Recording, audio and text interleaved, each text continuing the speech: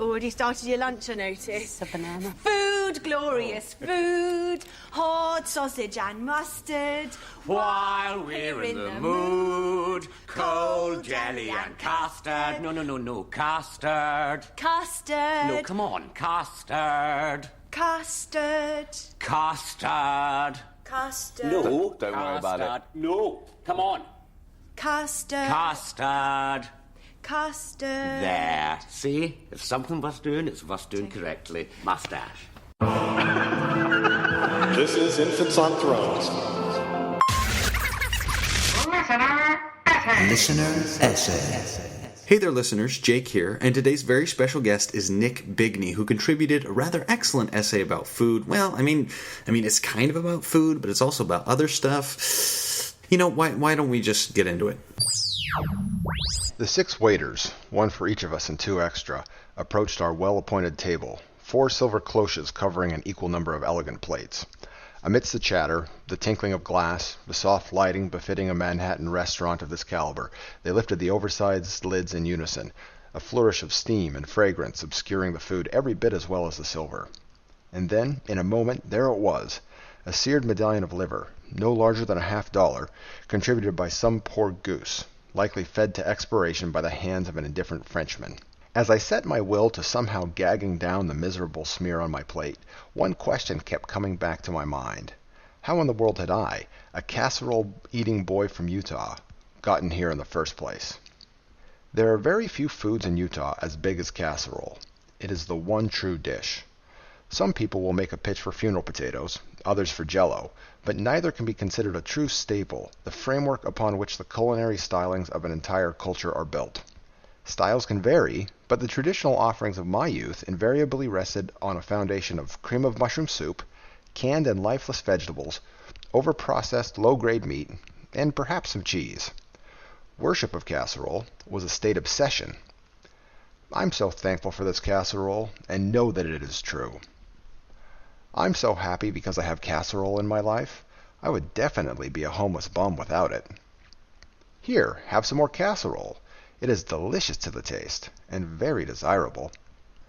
Outbursts of devotion such as this were often followed by an exposition of the holy recipe book of casseroles, or perhaps a song filled with effulgent praise for the great cook who had authored it, and who had come from humble beginnings to restore the casserole truths that had been lost from so long ago. And then we would remind ourselves how important it was to stick to casserole and nothing else. So that's the way I grew up. Casserole, all the time. We met once a week to worship casserole. We had weekly activities with casserole-themed topics. Every so often, a casserole expert would stop by and lecture us on the wonders of casserole. And the topic of discussion at home, at school, at play? Casserole. Years of casserole have a way of making you soft, gushy, complacent, and unwilling to move your own substantial girth around to look at much else. And contemplating nothing but casserole had made my mind just as bloated and sedentary. Occasionally I would cast a lustful eye at a hamburger. Once or twice I even had to confess inappropriate thoughts about a watermelon, but I always returned, like a dog to her vomit, straight back to casserole. One night I was searching for new recipes to spice up the increasingly bland casseroles I was eating when I happened upon a random bit of information. The great cook, it said, hadn't really written the holy recipe book of casseroles after all, but had rather plagiarized it from myriad other sources dealing mostly in meatloaf and lasagna. Poppycock, I thought. Pay no heed to those anti-casserolites. I'd been warned about them. Nothing they said had any effect on my actual food. But for the first time in a while, a new thought found a tiny place in my corpulent mind. Later, while reading up on the newest uses of canned green beans, I happened upon another anti-casserolite. This one was even bolder.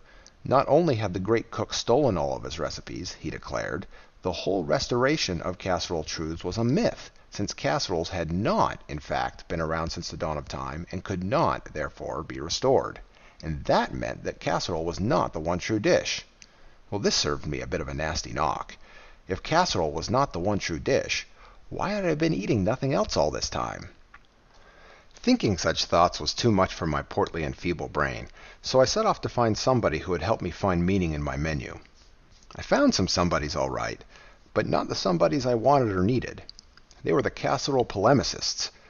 They explained very carefully how the great cook hadn't really plagiarized at all, since all those ideas were remnants from all the old ones who made their casseroles in years gone by.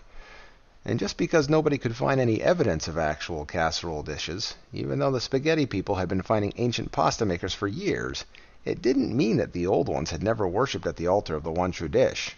Oh, and by the way, those anti-casserolites, they suffered from indigestion, so they weren't believable anyway. Well, this made no sense to me. And why should it matter if the anti-casserolites had indigestion? I contemplated this late one night, unable to sleep, suffering from heartburn due to that evening's fare. It didn't help that I'd discovered earlier that day that the great cook liked sneaking a bit of cherry pie on the side, sometimes stealing it from his neighbors. I thought all night, until finally it was time for breakfast. I sat down to the usual and took a bite, but all of a sudden the casserole turned to ash in my mouth. The flavor was gone, or at least so it seemed. No longer that familiar mix of soggy beans, mass-market cheese, and unsatisfying crunch. It was a naked and exposed slab of tasteless calories. I fell in a slobbering heap of blubber to my knees and threw up. But one does not simply walk away from casserole. Not at least when it has been all you have known for years, and not when it was still what you had at every meal. So I stuck with it for a while. But I started reading up on it. I'd always been taught as a kid that there was nothing good about learning about casserole, that I should just leave the topic alone and accept it, that the deliciousness of the one true dish was all I needed, so I felt more than a little bit guilty. But I had to know everything I could, and boy did I learn about how casserole was a modern invention, how it had been created by people who didn't know how to cook at all, how it was not just a fraud as the one true dish, it was also ridiculously unhealthy. Wait, what? Unhealthy? Well, how could it be unhealthy? I mean, you've got your dairy from the cheese, there's protein in the ground beef, you got some of the mushrooms in the soup, and all those green beans. I mean, how can the green beans be bad for you? You know, vegetables and all that. This was confusing. Even though I didn't believe in the concept of the one true dish anymore, I was still eating casserole, afraid to upset the delicate balance of my family. I mean, once I'd hinted to my wife that I didn't always like the extra helpings of casserole, and she thought I didn't love her anymore. So I'd hidden my true feelings. But unhealthy? Well, that changed everything. As I read more and more about nutrition, the fat in the cheese and the cream of mushroom soup, and the canned beans with their few nutrients and tons of sodium, the more I realized that the past was irrelevant. Where casserole came from, or whether or not it was the one true dish, wasn't the important point.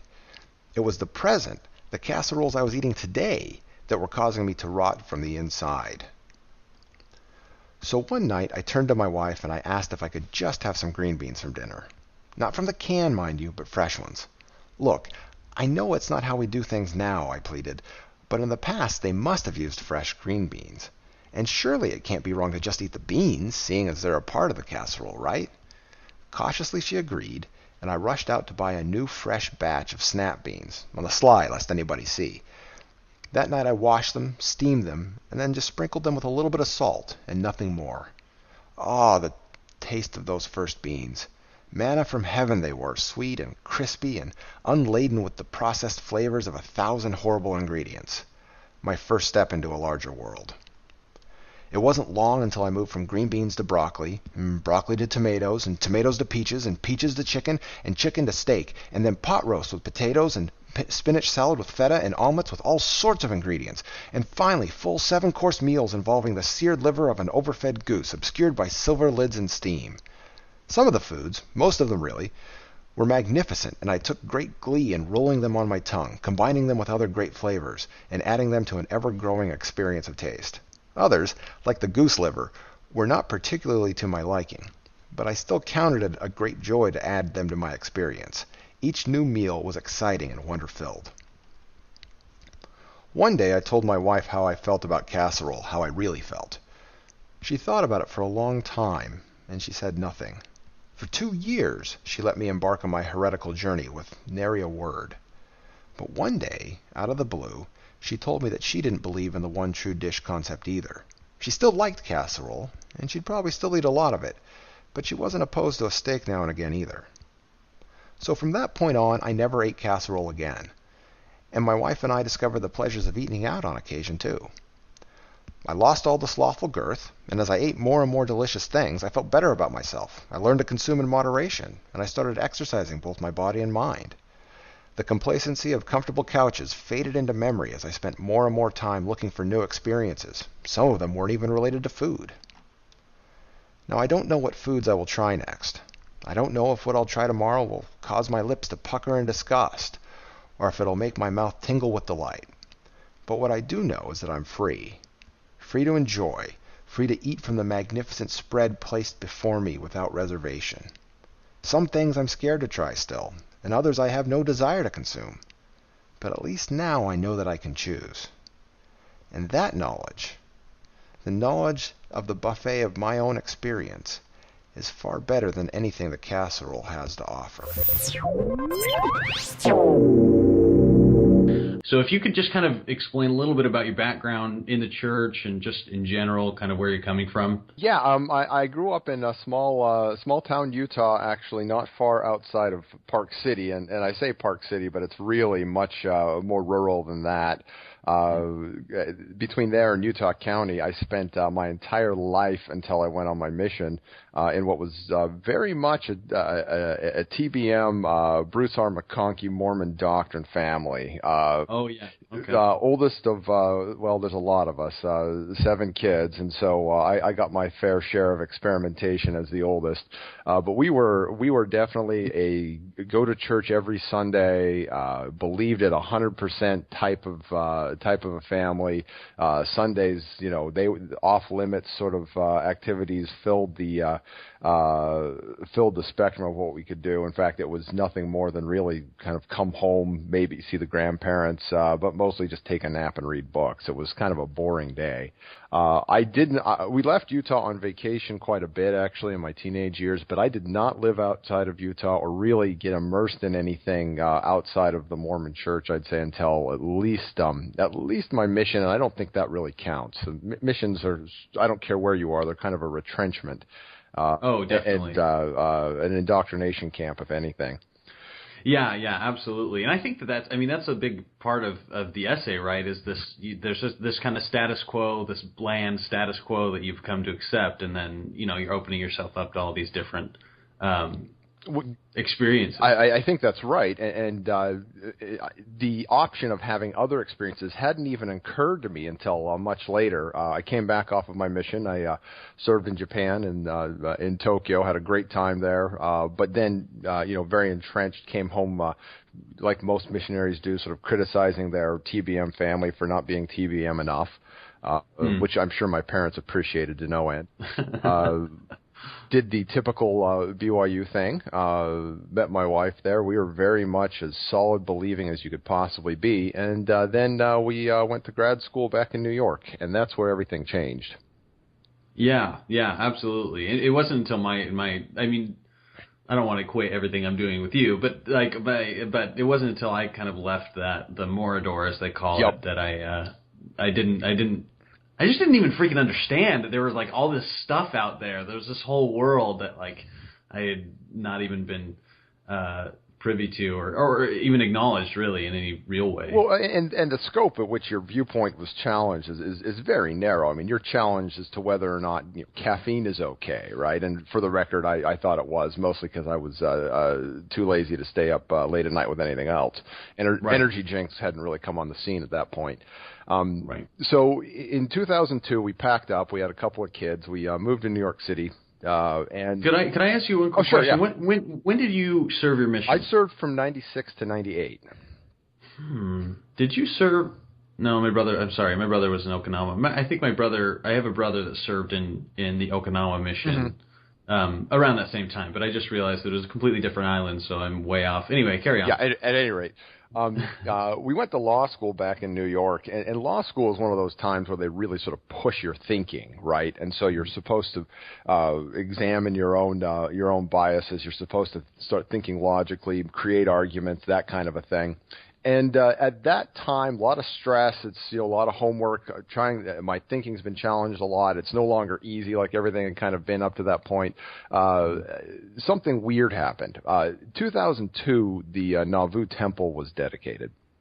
And like everybody else, I'm excited about this. Oh, maybe next one's Missouri. We're going to be heading back there soon, so let's make sure we have our horses, wagons, and 2 years supply. This had actually occurred to me.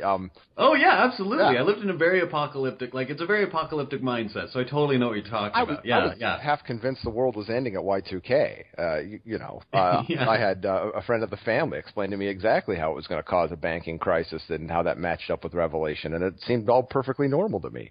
Right. So I'm looking up the Nauvoo Temple. I'm excited about it, and I happen upon a story online. And the story is very simple. It's talking about how this new temple's been built. It's an AP News story, so we're talking legitimate news source. And there's a picture in it. And in the picture shows some people dressed in front of a wall of dolls. And it said, so-and-so stands in front of a wall with the dolls representing the 37 wives of Joseph Smith. My head exploded at that moment. I said, what? That's not. I've never heard of that before. That all started with Brigham Young, and it was about population increase and raising up seed and all of these sorts of things. So I got really confused. I didn't know what to do.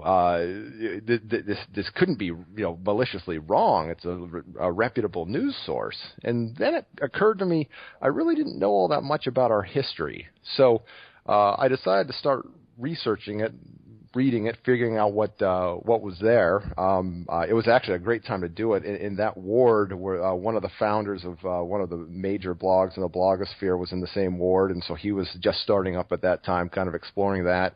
Richard Bushman was just finishing up Rough Stone Rolling in that ward. Some of the people who are in the foreword that he thanks were actually ward members who were, again, very educated, people who had proofread it for him. So it was kind of a little bit of an exciting time to be getting into that. But it freaked me out a little bit, and I didn't really know who to talk to about it. And with law school going on, I didn't have a chance to process it properly, and kind of just packed it all in and didn't really deal with it. Couldn't tell my wife about it at all. She knew I was distant, but didn't know why. We ended up fighting quite a bit. Looking at it from her perspective, it probably seemed like I was having an affair or something, sneaking around on the internet, not letting her see what's going on, Yeah. So I hit kind of a point where I was trying to decide what we were going to do. Spent a few years sort of thinking that through. Had lots of friends in the church, but was really questioning it. And then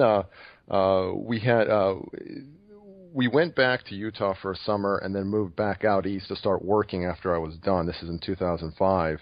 And on the way back, we were kind of new parents. We'd kind of been joking around, with others that, well, gosh, we don't know much about parenting at all, except, keep them alive till they're 8 and then get them baptized. And then we failed at that one with our oldest. She had a really sudden, it was actually cancer, but it was a 24-hour thing where she had a headache one day and was dead the next, and literally that fast. Oh my and gosh. At that point, you kind of do what you have to survive.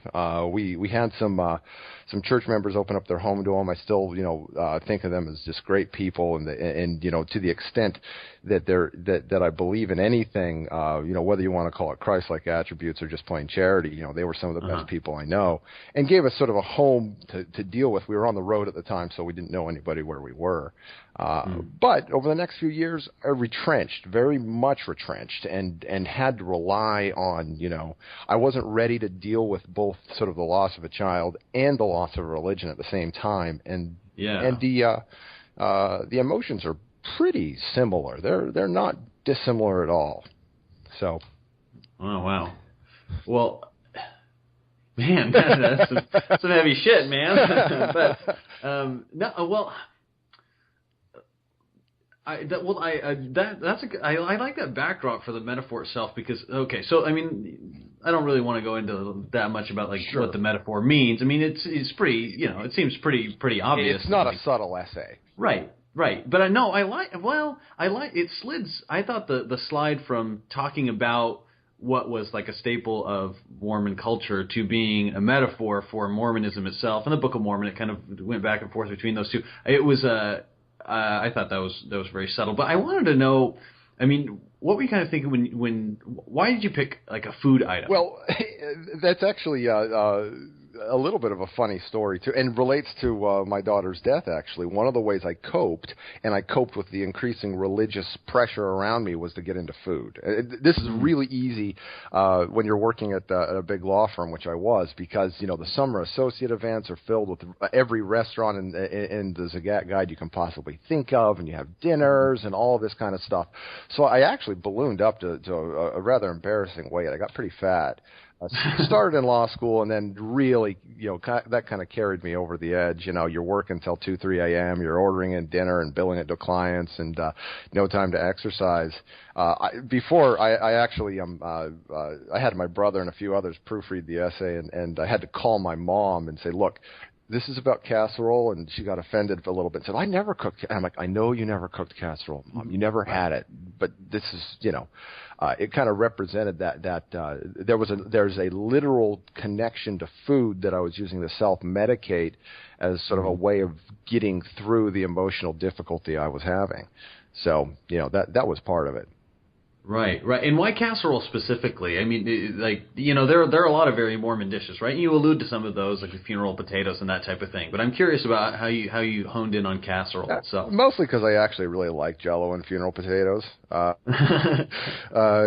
Casserole, we actually never had it growing up because I couldn't stomach it. The cream of mushroom soup just did not work for me. But it's sort of, seen as one of those quintessentially sort of Mormon dishes that's the same every time you eat it, no matter what else you put in it. Just kind of like sacrament meeting became the same every time I went, no matter who was speaking and who was talking. It was the same thing. So that was part of it. But part of it's because I think Jell-O is actually kind of tasty. Oh, Jell-O's awesome. And Bill Cosby, I don't know, I can't disassociate Jell-O from Bill Cosby. And those wild sweaters from the 80s, yeah. Yes, exactly. It's great. I've actually been rewatching The Cosby Show. Watching it. It wasn't really, it was a little bit before my time. It's a good show, man. Anyway. Yeah, no, it was as the only show we were allowed to watch. It was pretty fantastic.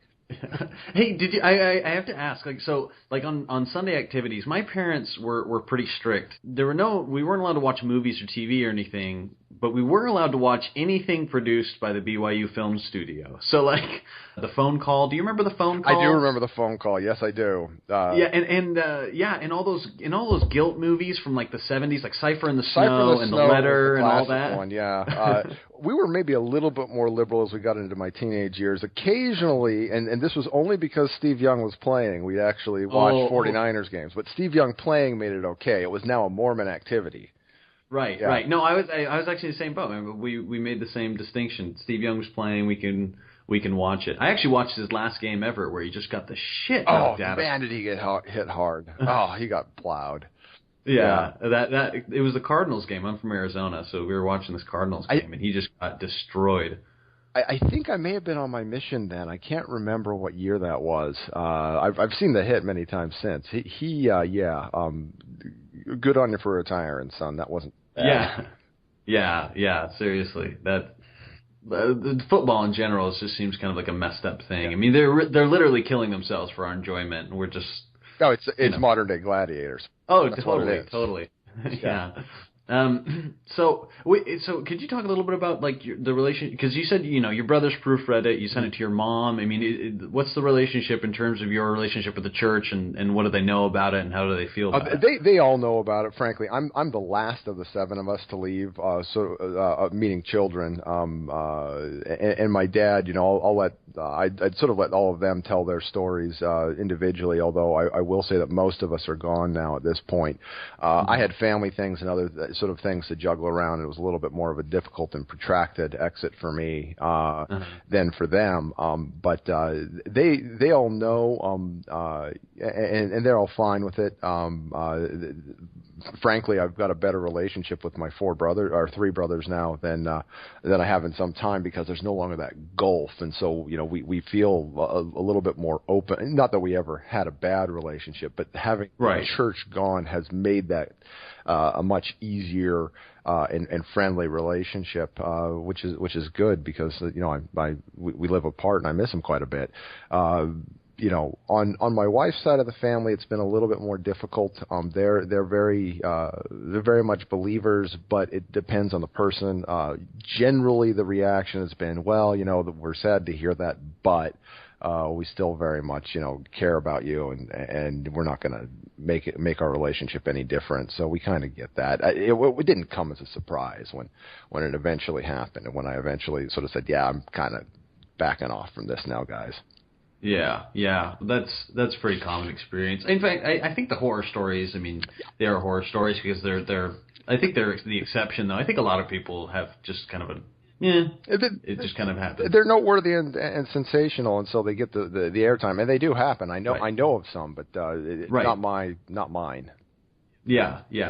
One theme that kind of kept coming up in the essay that I noticed was about like these references to your substantial girth and chubbiness and kind of basically the complacency, right? You just have this image. You paint this image of just this flabby, just kind of deflated man, like just man type thing. Like, is that like? Could you kind of talk about that in specifically? Well, in your situation, but also specifically in like with the church. Well, the intellectual stimulation was gone, right? So you come to elders quorum and you kind of you go there and you start talking and you start pontificating about XYZ, and then you realize that XYZ didn't matter at all. In fact, there was one elders quorum I went to a while ago where he was probably 20, unmarried, nice, good kid and all of that, especially by church standards, but went off on a diatribe about proper sexual relations with your wife. And I just kind of turned my head and said, son, you've never been married, and I'm guessing you're probably pretty virginal over there.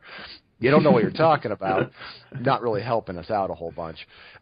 So mentally, I was pretty stagnant religiously. I'd been stimulated at school, that sort of a thing, but not really much more to branch out at that point, especially once I'd actually sort of read into the history and that kind of a thing. It always felt like I was holding back. I taught gospel doctrine for years and could play kind of a game of how much do I disclose versus how much I don't, and that was fun for a while, but it got to be kind of hard.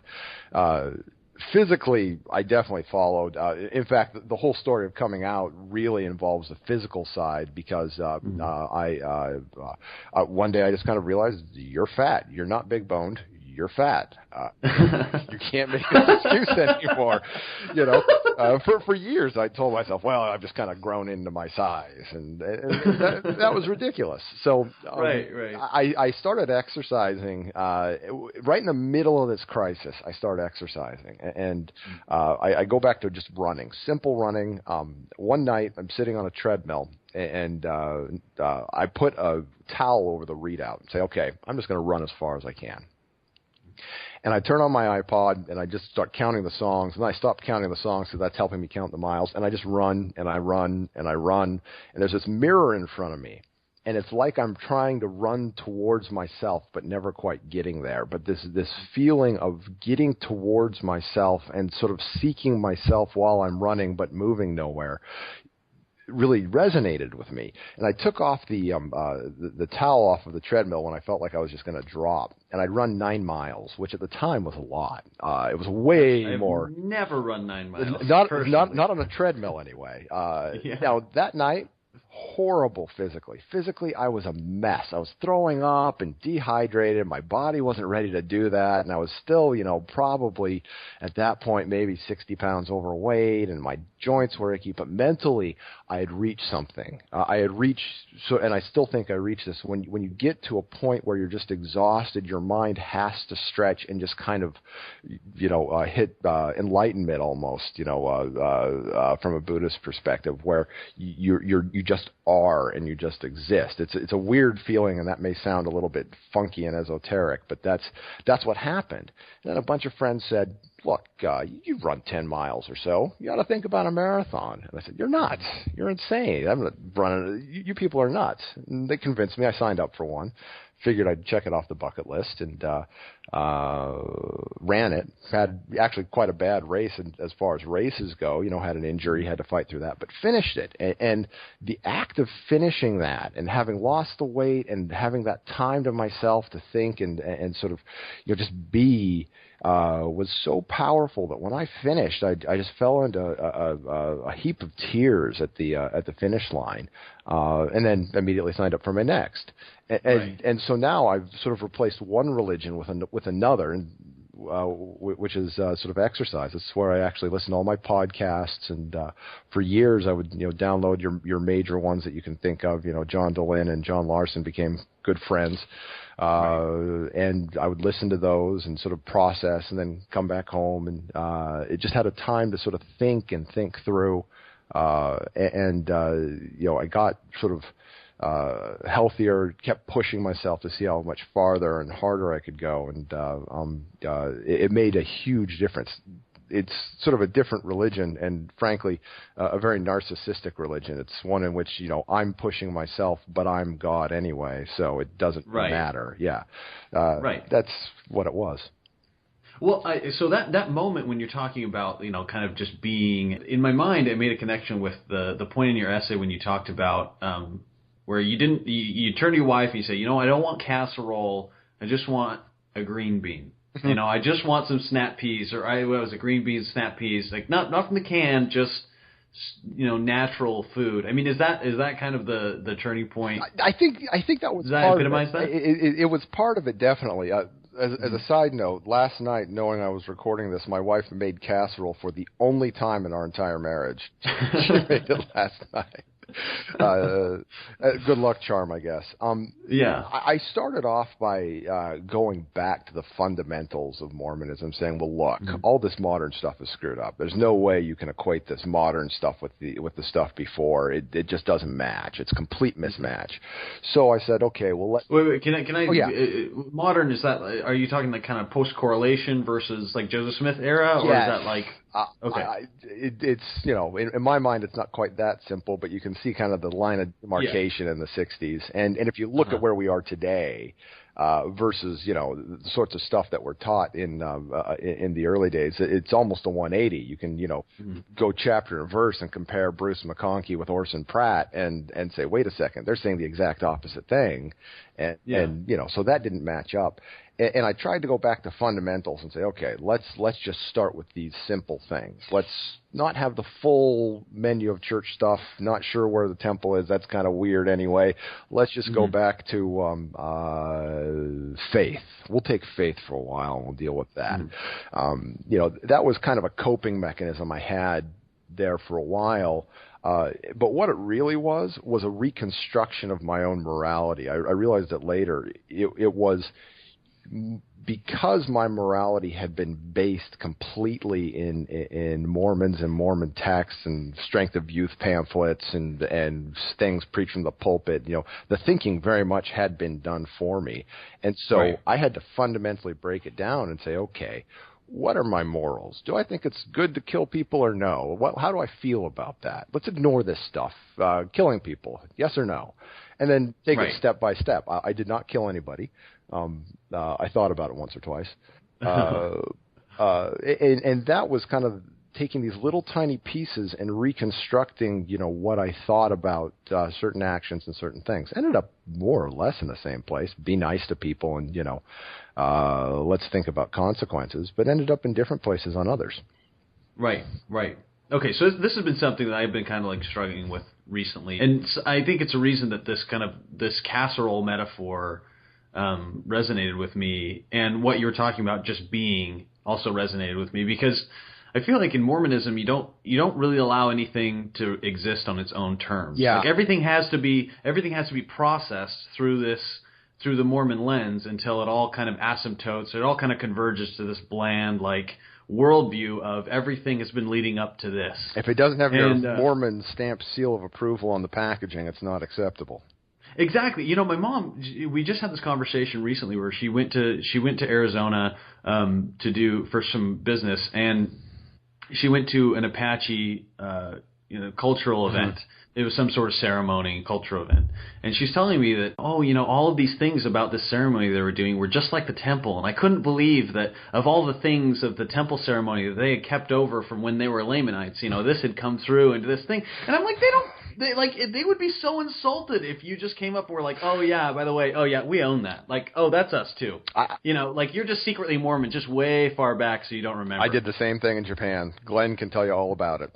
In fact, I think he already did. Yeah, when we talked to Brad, I don't know if you listened to that episode, I did, but when we talked to him about. Or when he talked, he talked about that myopia episode, that mini-sode that he did, or I guess it was a full episode. Anyway, it was, but where you just kind of reinterpret everything. Nothing gets to exist on its own terms. Like it's always processed through that Mormon lens. Yes. And how dare you make cream of chicken soup on your own? You must buy the can. Yeah, exactly. Now to say all that, at this point, and we're talking a couple of years ago here, my faith was completely decimated at that point. I didn't believe anything, sort of was and still am very much an agnostic. But we were still going to church, still had in fact, I never actually failed a Temple Recommend interview. But what happened after that was, now that my paradigm had shifted, I was going to be fine just existing where I was and kind of not believing in some ways. It was boring. My iPad got a lot of use in sacrament meeting. I got busted playing something or other by some kid one week. That was fun. But then I started thinking about things, and it really changed a couple years ago. My oldest daughter, we were in the car driving one day, and she says, "What do I get when I'm 12?" And I thought about it, and frankly, the answer, not a damn thing, is not a great answer, but it's the only one that's out there. Yeah, that's true. I started thinking about it a little bit, and my own perception had shifted, and that's when, I got into sort of the more modern social issues. I've got a background in corporate finance. That's what I do, and so I was able to look at the sort of the corporate structure of the church and the finances in a new and unique way, or at least in a way that I don't think a lot of people can do unless they have that kind of tools and those kinds of tools and that skill set. And what I saw there alarmed me. What are we giving our money to? We don't know where it's going. This scares me a little bit because I don't trust these guys anyway. I don't think they're bad guys, but I don't trust them. I trust them to kind of work like a company. What are we doing about this women's issues here? What's going on here? This makes no sense to me. Where's your backup for this? And why isn't this just like, giving blacks the priesthood? Because I'm sure hearing a lot of the same language. And then, in New York, it's New York. I met plenty of gay people. I hadn't before. We had some family members, but they were been pretty heavily ostracized. And these people are my friends. How do I tell them that I think that they're sinful and they shouldn't be able to get married? That made no sense. And so I started re-examining all of these things. And that's when I made the shift from, I can deal with this. The ward that I still live in is full of fantastic people. The leadership here is the exact opposite of all those horror stories. In fact, when I said, look, I'm not going to be doing this anymore, both the bishop, who's a close friend of mine, and the stake president are like, totally respect it. We're not going to sick the rescue on you. And I said, well, dang it, I was expecting cookies. Don't I at least get cookies? But that's when I made sort of the decision that, look, this is unhealthy. These are things that are going to hurt me. They're hurting my children. And I would go to church and just get angrier and angrier and angrier. And every week I'd come home and just start ranting. A couple conferences ago, I would remember just screaming profanity at the television. And I mean, literally yelling it at Boyd Packer. And then my wife, who, her story is her own, a little bit different than mine. She says, look, you just got to go. You can't be doing this. This is not healthy for you. It's not healthy for us. I'm worried about all the same things you are, but I can deal with it a little bit better. I know we've got friends here, but you've got to take this out of your life. These people will still be your friends, and they have been. Right. So I haven't had the bad ostracism, but I removed a very difficult and sort of unhealthy thing out of my life, and then it all got better. Yeah, I think that's kind of the Zen moment. I think of the journey out of Mormonism or away from Mormonism is when you get to the point where it doesn't matter. Like, Because I guess in some cases, like if you're trying to prove the church true or false, you're still kind of accepting that paradigm that whether or not it's true or false actually matters. But it doesn't. It doesn't. What matters is whether it's healthy, whether it's actually helping your life, and whether it's actually in the net helping people out. And if it's not, it doesn't matter if it's true. It's totally irrelevant. I'm a total big fan of the flying spaghetti monster. That's good, and if that works for you, you do it. If it's healthy, and I can't see anything really wrong with wearing colanders on heads and driver's license photos. Good for people who do that. Right. But once it starts encroaching into something else, when you start saying we're authoritarian, this is what it is. There's no room for thinking here because the thinking's been done. And by the way, the fact that all of this stuff mirrors what we did before with our pretty racist past, kind of ignore that, would you? Because we're wrong then. Although Mike Tannehill has something different to say, but that's Mike. But we're not wrong now, and we're not wrong now because we're telling you we're not wrong now, and that's how you know. And in the meantime, I'm seeing, and I especially look at the women of the church and see this huge difference between the women I work with professionally. I work with tons of just intelligent, bright women who are assertive. My boss is a woman who is just one of the smartest people I've ever met, and I'm not seeing the same actions by the women of the church by and large. It's not true for everybody, but I sat in ward councils where you watch two women get cowed into not saying anything by 8 men and that kind of a thing, and it's just not healthy for anybody. No, absolutely, and you can't. I mean, there comes a point where it's hard to be complacent or hard to stand by where you're watching people and whole groups of people just get crushed in the wheels of this very corporatized, stratified organization. Mm-hmm. And when I was doing my last little video about modesty, which was fantastic, by the way, I'm glad you liked it. It was when I was making that video. I mean, part of the process is you really have to get inside the head of what's actually happening to be able to satirize it. And so, the more that I would immerse myself in this modesty talk and these lesson manuals about modesty and these talks about modesty, and when they're mentioned, I had no idea how pervasive and just pernicious this idea of modesty, and you have to cover up your body, and this fear of sex and the fear of your body was for women specifically. And I was just boiling with anger for days afterward because I couldn't believe how harmful it was. Well, and it sends so many weird messages. We have to make sure that our 5-year-olds are dressing in temple-appropriate clothing. Well, that's ridiculous. Now you're sexualizing a 5-year-old, right? And that's really disturbing. Or, okay, my daughter, she may wear a 2-piece to the swimming pool now. Well, so what? It's if we all move to what do they call it, the burkini? Let's all move to the burkini. The fetishization is still going to happen. It's not a coincidence, I think, that Saudi Arabia has a very high and very unprosecuted rape incidents. It doesn't matter, and it leads to funny consequences. Like me as a teenager, sort of looking at all of these Mormon girls I'm growing up with, but really secretly waiting for that trip to Disneyland with my family because there they sure dressed like sluts. Yeah, exactly. Or go swimming, it's it's just a flash of a navel. Oh, it's just. I know. I made good use of sunglasses back then. Oh, absolutely. You got to get those aviators, just totally opaque. Yes. Yeah. Mirrored, absolutely mirrored. The funny thing is, and this is way back in my youth, but just before my mission, I worked as a lifeguard at Seven Peaks.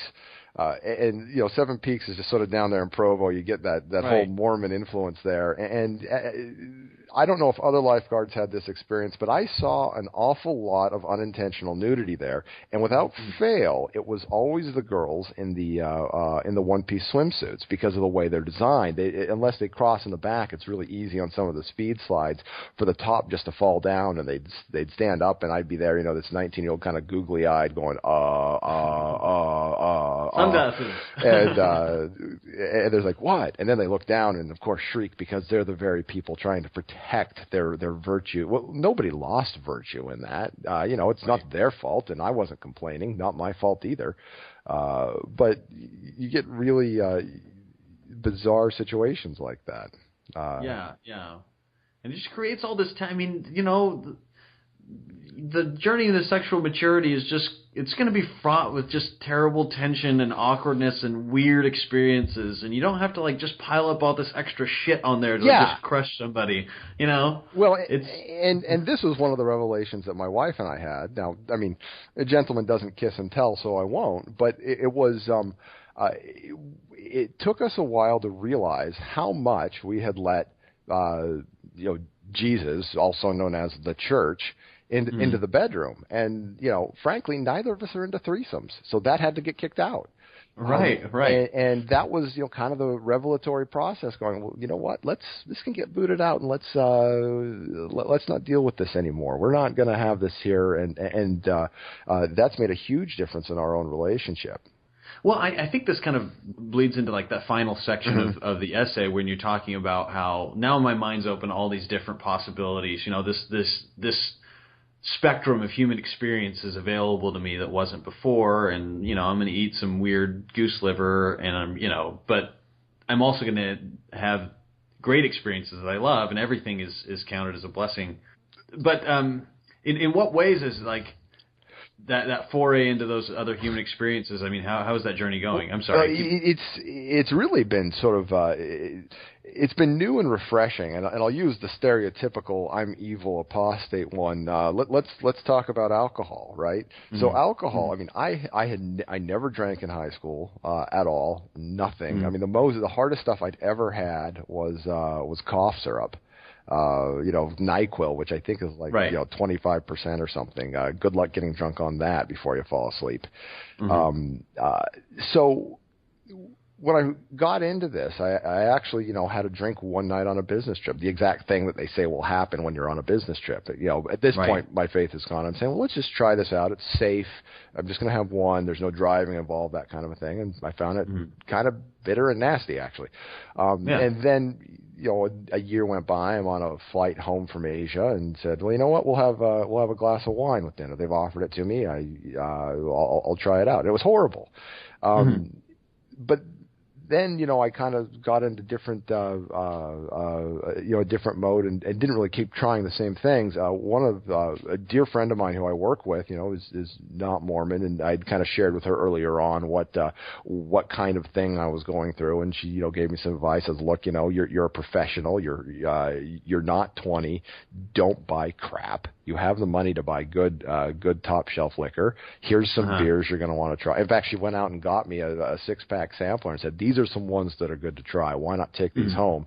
And then I discovered little things like I get home from a run and I have a beer. Wow, that's fantastic. That's refreshing. That's magnificent, And I'm not a heavy drinker, nor do I ever plan to be. But occasionally, hey, yeah, you know what? I'm gonna have a beer with my friends, or after I've had a hard run, or something like that. Or if I'm out at dinner, I'm not going to worry about it. I'm a grown up, and I can determine whether or not I'm going to be stupid about it or not. Things like that. If you want to keep on the word of wisdom theme, there was a very specific moment I remember where we said, look, we are sort of ditching all these other things.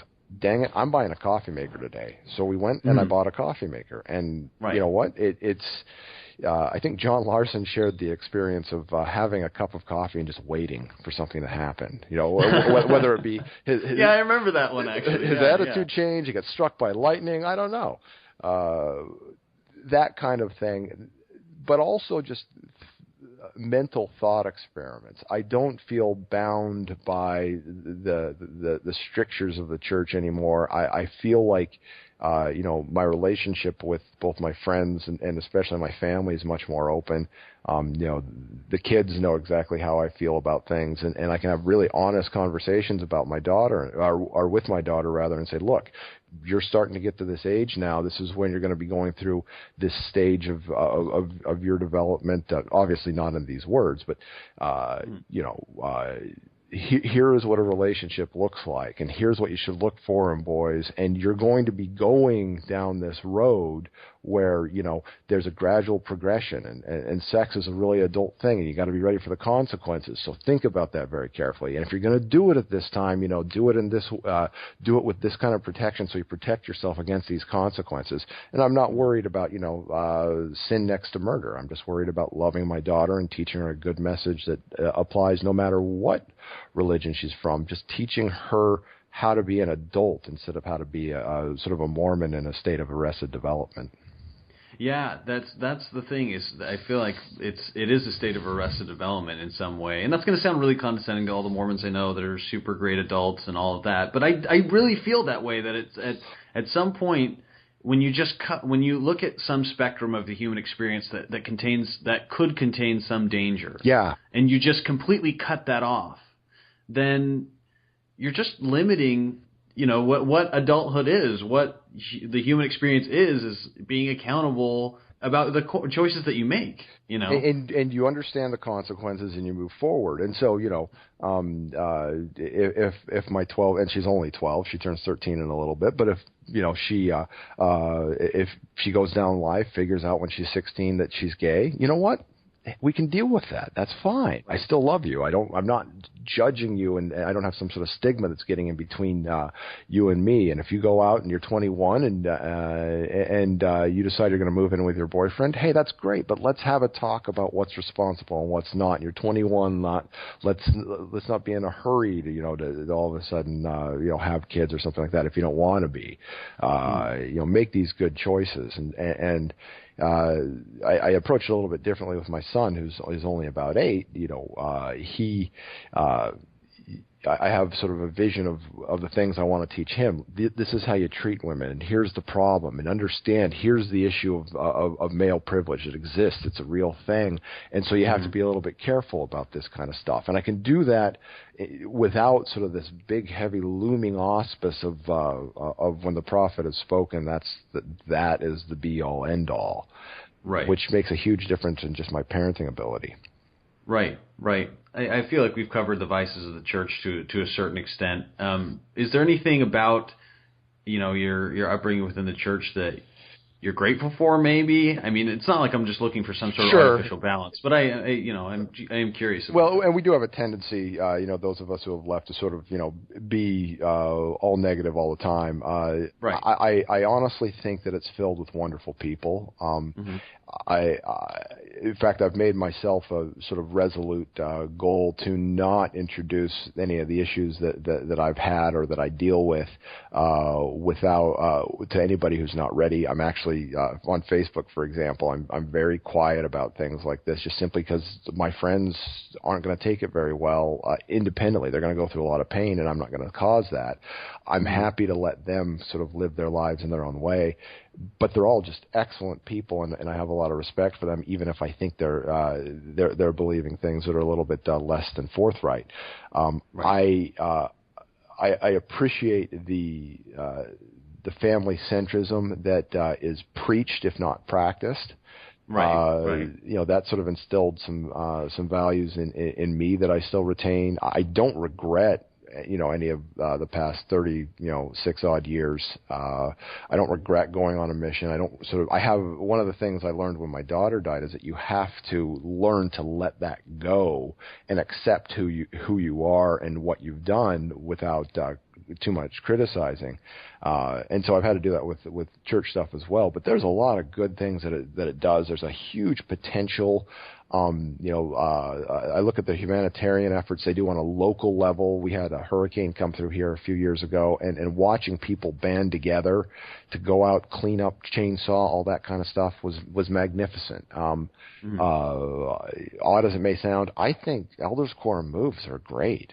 In fact, I've asked the Elders Quorum president to keep me on the list just so I can come and help out with that kind of stuff, because it's a great welcome to our community, Yeah. I think people should probably buy a little bit of pizza for those who help out, but that's just me.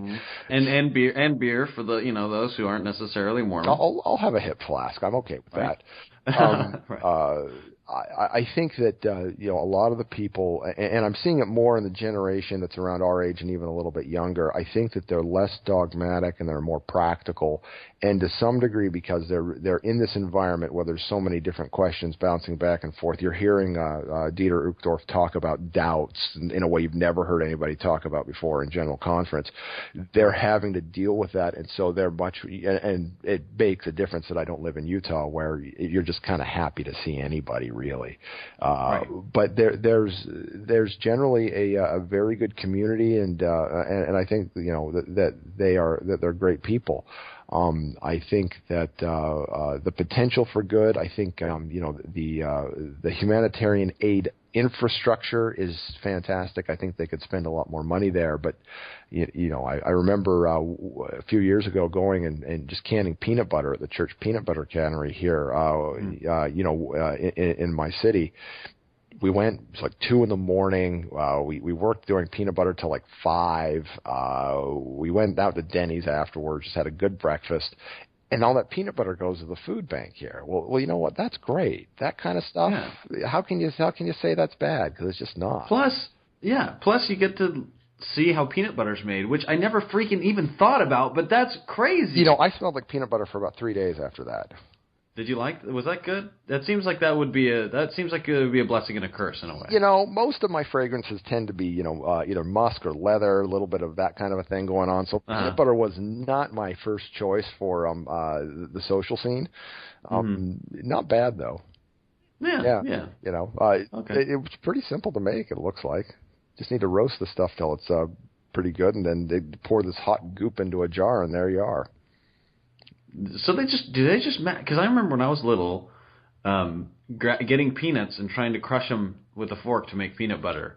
So that was the last time I ever really thought seriously about how peanut butter is made. So I know it's not made by children wielding forks. No, we tried to do the same thing. It didn't work out well. Right. It's made by there is a machine that sort of heats them and crushes them. The peanuts get roasted, and there's a little bit of salt in there. The stuff that the church makes, I want to say, is pretty much just peanuts. There might be some sort of hydrogenated something or other in there that bind it all together, but I don't think there's much. It's pretty normal stuff. Pretty normal stuff. Yeah. All right. Well, that's see, look, fact of the day. Infants on Thrones fact of the day. How peanut butter is made. Nick Bigney. Don't quote me on that one, because I'm probably wrong. Now, it was at this point that Nick's lovely wife, Maren, hello, was able to join us for the conversation. So in the moments when you're referenced directly in the essay, there's one where, he says he doesn't want any extra helpings of casserole. And then there's another one where, your reference where he talks about, wanting snap peas. And then another where you kind of come out and say, I don't really buy this whole one true casserole, one true dish either. So could you talk a little bit about like where you were, while he's going through this whole process, this whole casseroling? Well, it was a long process. I would say that Nick was more into casserole than I ever was. I grew up in an area where we tried lots of different things, and I played basketball at lots of different churches, and attended funerals and weddings in a lot of different traditions. So I didn't experience the state obsession, I guess. As he said it in his essay. And so, when he started letting go of the church a little bit, it was kind of a relief to me because he missed out on a lot. Like, I would take the kids to the park on Sundays in New York, and he would just be at home because he was trying to figure it out. And that was something that he was taught not to do, where I was roaming mountains on Sundays with my family. So sometimes you cling so hard to something without trying anything else, and it hurts you. Where if you have a real choice, then you can still love the casserole, and which I love the church a lot. I appreciate it. I'm still an active member. Nick calls me a heretic, but and maybe I am, but I've kind of, and Infants on Thrones has made fun of this, I think, of people building their own little ever-changing walls of the church, and I definitely have done that. But I'm happy there. Yeah, I think own that's right. I own it. That is the key point, I think, is that being able to, and that was kind of a Zen moment for me when I realized, you know what, I don't owe the church anything, and the church doesn't owe me anything. But from this point on, I'm participating to the point, like I'm owning my participation in it, right? And I'm owning the way that I'm looking at that, and you can absolutely do that. I mean, I think that it's hard to maintain that boundary within the church, but you can do it. You absolutely can do it, and I think that the reason why I've never had any issues is because I've done that my whole life. I was a very rebellious teenager for a Mormon, but I didn't want to do anything bad. Like, to me, the standards made really good sense. So I chose them. But there were things that I did rebel against, and I always got away with them because people liked me so much. You know what I mean? Like, right. Like, I could wear my short skirt, and I could wear, Right. I wore pants to church when I was in high school sometimes. I mean, I just did what I wanted, and I was never not loved.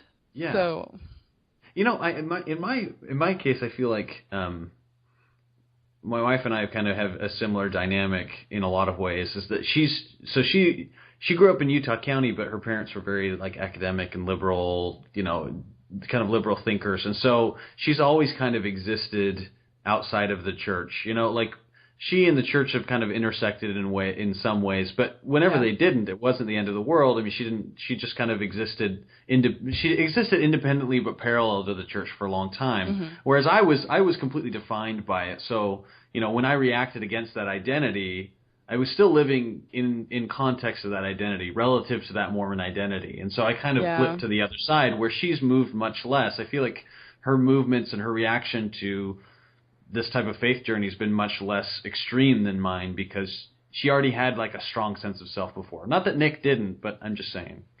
Well, I don't, but I think that his sense of self was really, really wrapped up in the church, and that the decisions that he made were wrapped up in the church. And it scared me at first when he was making this transition because I knew that his decision to marry me was wrapped up in my affiliation with the church. And I didn't know for a long time if he was still going to choose me. Like, I still wanted him. I didn't care what his religion was. I mean, I married Nick for the ideas that he had, and I mean, he has a lot of qualities that I admire. But I didn't know what he saw in me. That's rough. When did you realize that, or start forming the idea that his relationship with you was so tied to the church? Was that something you were aware of the entire time, or just that you became more aware of as he distanced himself away from the church and that tension started? Well, I think that I liked him so much that I didn't care why he liked me when we were younger and we were getting to know each other. When he was on his mission, he had another girlfriend waiting for him, and I refused to wait. I would not wait for a missionary. That was just one of my personal standards. Yeah. And he's laughing at me right now because of it. My way of playing hard to get. But we wrote incredible letters to one another when he was on his mission. And that is when he decided that I was the type of person that he would want to marry, and not this other girl who had struggles with standards of the church. The one thing that this reminded me of was and I remember this very distinctly. I was driving home, and probably not the best part for this kind of a discussion, but we had a discussion about the temple, and I called her up, and we were just chatting. I typically chat with her on the way home, and said, "Look, I don't believe this temple stuff anymore. I don't. It doesn't make any sense, and here's where it came from, and this is what it means, you know." And at that time, and I kind of still do subscribe to the thought of Joseph Smith creating another level of secrecy to go hand in hand with polygamy. And as I say this, and I'm sort of this is the real moment when I'm bearing my soul to her. She gets really quiet on the phone, and she says, "Well, why do you value our marriage then? If the temple is worthless to you, then so is our marriage." And there was no way I could convince her on that call that it was the opposite, that I loved her and needed her more than ever, because I felt that way, and that I was that much more committed to her because she was the one person helping me through this really difficult time. And what I decided to do, and she can tell you how successful I was, is just try to show her that I care about you. I love you. I care about you. I want to be with you. I know this is difficult and trying. And what happened was that I think our relationship improved quite a bit from that time, because we weren't focused on reasons why we were together or reasons why we got married, but reasons why we stayed together, and focused on letting each other know that we loved each other. And I think, or at least I hope, that it's made me more thoughtful and made me a better husband, and that I express it more. And that was a huge changing point in both our relationship and in my own relationship with the church. That was, I think, probably the lowest point, and that's when it started to move back up. But I realized that was my own insecurity, and you just have to let that go. Right. You can't live life being insecure.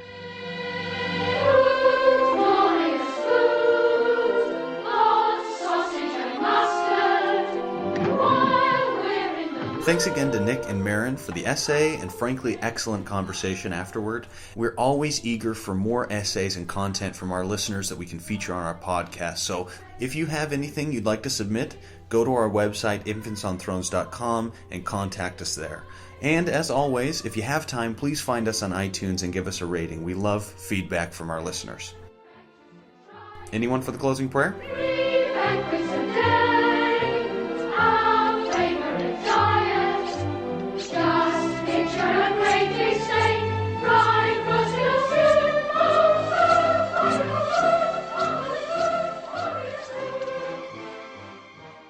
Thank you for listening to Infants on Thrones.